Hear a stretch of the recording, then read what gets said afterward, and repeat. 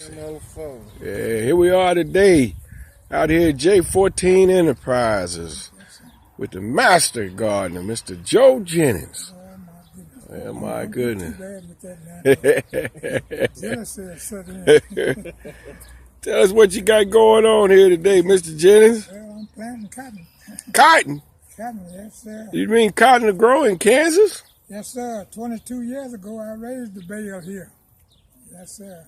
Jennings carried it to Texas, got a gin and brought it back and donated it to the Ag Hall of Fame. My goodness. Yeah.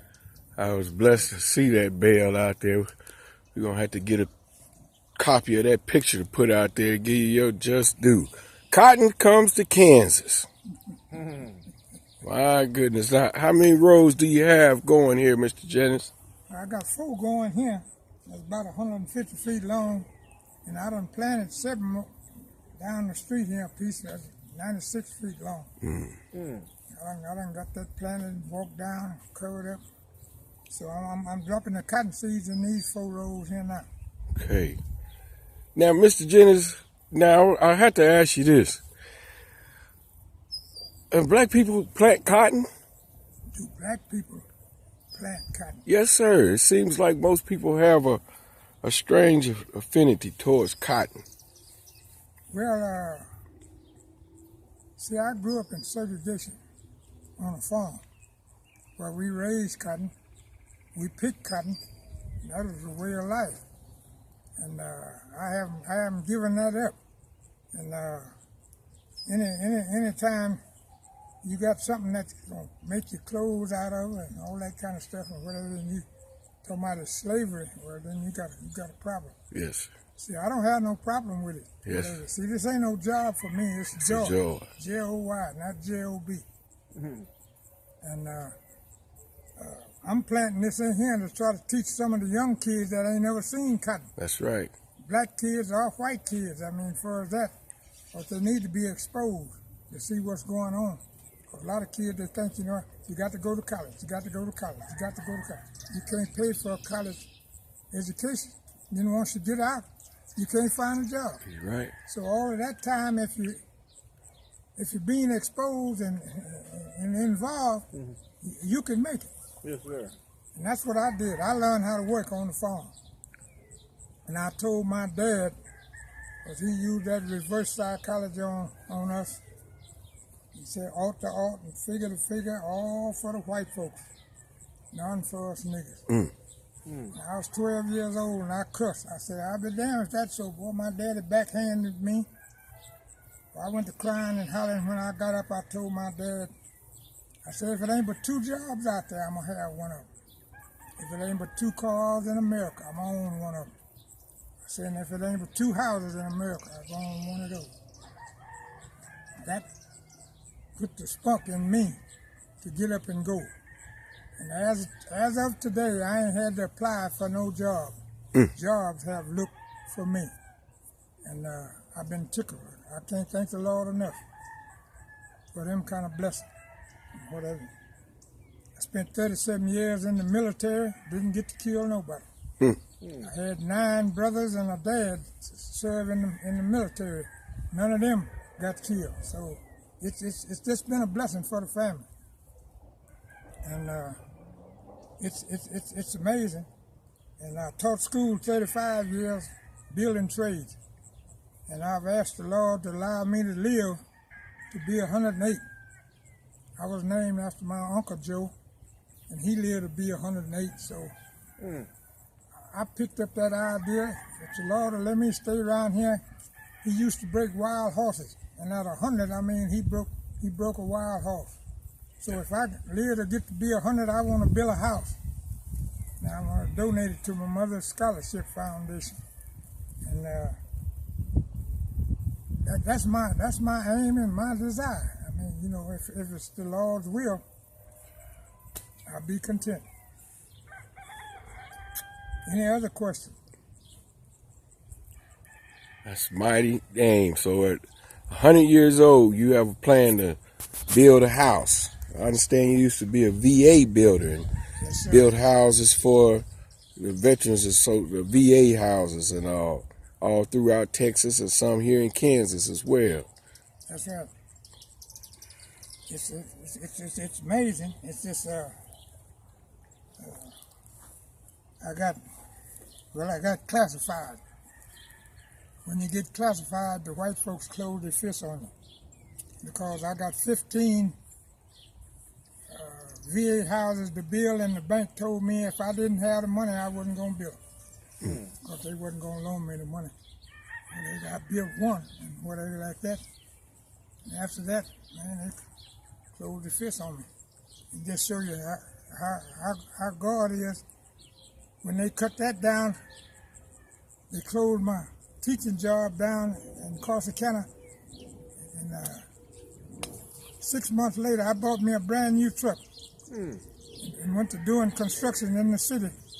6 months later, the Job Corps called me. God bless, and I went down there. And the man asked me if I could. I said, well, if I accepted the job, I couldn't come back until 2 weeks from now because I got too much going on in Corsicana. He said, well, don't you want to know what they pay? I said, well, I know you'll pay something. Whatever. He told me what the pay was twice as what I was getting in Corsicana. I said, look at him. And you can't beat God given, boy. I tell you, it's amazing. Yeah, it's amazing. So I'm just tickled to death. And my philosophy at the end of the day is, who did you help? If you haven't helped nobody, you haven't helped yourself. So I look for somebody to help. Matter of fact, since you here, I got a dozen eggs I want you to carry to your mother. Okay. Yeah, and sitting up on my counter there. I got a 18 package there, and I got a 12 package there. So take that 12 package and give it to your mother. And I'm trying to maintain what I vowed to do, so help somebody every day. When you do that, man, the sun rises and the rain falls and whatever, and I'm tickled and satisfied with whatever I get done. I ain't crying and hollering, I should have got that, I should have got this, and I should have done that. I'm satisfied. So, all lining up. Yeah, it just works out. It works out. Yes, sir. So, Who did you help today? yes, sir. Then tell us, we got a little more time left, about the story of the peach trees and the peach orchard. How you got started and how many trees you have going. Well, a friend of mine that I was working with at Sumner High School, forget his name. Mr. Pittman? Pittman. And Chester Pittman. And he told me he had some peach trees, and if I wanted them, come out and get them. So I went out there and dug up 45 peach trees. And I brought them back here, well, that was 20 years ago. And planted them all, and they all live. And I went and bought 9 apple trees, $39 a piece. 9 pear trees, 4 plum trees, whatever.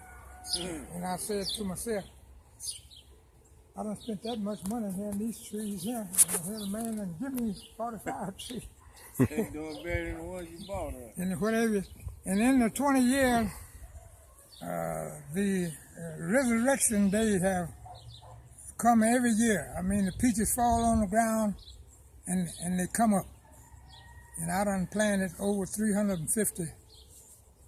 I have 350 band peach trees, and I done planted over 150 this year. That's just 1 year old. My goodness. And I got 700 I done put over here in these raised beds over there. And I got over 500 or 600 down the fence line there that's been come up from last year's peaches. I just hate to mow them down and whatever. I've been seeking folks. If they want them, come, they're free. I mean, they come out and get them. One guy come out here and got 3. God bless him. Said, I'll be back tomorrow. I said, why don't you carry them today? I'll be back. I haven't seen him. Wow. It's amazing. It's amazing, but it's just a joy. And I had a gleaners to come out and glean my garden and whatever. And my subscribers have gotten down to 2. And I give my food away and whatever like that. And the good Lord just been blessing just like if I had getting money for it. And you can't beat that. You can't beat that. And I'm just tickled. I ain't into money anyway. See, because if you're a lover of money, boy, something bad's gonna happen to you. Yes, sir. If I had a whole lot of money right now, I mean, I'd buy 1,000 acres or 10,000 acres. I'd let and share it with some of these kids coming out of school in agriculture. I'd let where they could learn how to farm, teach them how to build houses and all that kind of stuff. That's what I do with money, riding around, diamond rings and earrings and all that kind of stuff. No, sir. So life is just one of those things. It's just how you look at it. I'm in the world, but I ain't of the world. I don't try to do what everybody do. Why don't you try this? Why don't you try that? And your friend goes and says, let's do this and let's do that, and then you wind up with less. Yes, sir. It's amazing. It's amazing. It's amazing, boy. Let's do this and let's do that.